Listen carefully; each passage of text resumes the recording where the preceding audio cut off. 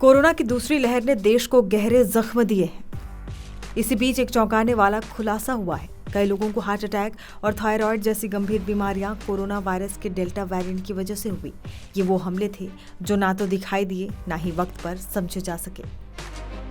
भारतीय प्रौद्योगिकी संस्थान यानी आईआईटी इंदौर के ताजा शोध में सामने आया है कि डेल्टा वेरिएंट ने न सिर्फ फेफड़ों को नुकसान पहुंचाया बल्कि हार्मोनल सिस्टम और शरीर के रासायनिक संतुलन को भी बुरी तरह से प्रभावित किया।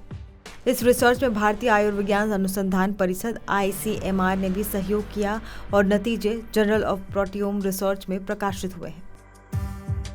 शोधकर्ताओं ने कोविड की पहली और दूसरी लहर के कुल 3134 मरीजों के डेल्टा का विश्लेषण किया। इनमें wild type, alpha, beta, gamma, delta इन सभी वेरिएंट्स के असर को मापा गया। शोध में पाया गया कि डेल्टा वेरिएंट ने शरीर में कैटेकोलामाइन और थायराइड हार्मोन के स्तर को बिगाड़ा और इसी के चलते साइलेंट हार्ट फेलियर और थायराइड की दिक्कतें देखी गई, वो भी बिना किसी साफ लक्षण के। C reactive protein, D dimer, ferritin, WBC, urea और क्रिएटिन जैसे पैरामीटर पर भी रिसर्च में खास फोकस रहा। अध्ययन में मरीजों के फेफड़े और कोलन की कोशिकाओं पर स्पाइक प्रोटीन के असर को भी देखा गया। इसने ये साफ किया कि कोरोना सिर्फ एक संक्रमण नहीं था, ये शरीर की बुनियादी कार्यप्रणालियों पर गहरी चोट थी। मेटा एनालिसिस ने भी इस शोध की पुष्टि की, जिसमें यूरिया और अमीनो एसिड मेटाबॉलिज्म में गड़बड़ी के बड़े संकेतक के रूप में पहचाना गया। डेल्टा की ये मार दिखी नहीं, लेकिन महसूस सबने की।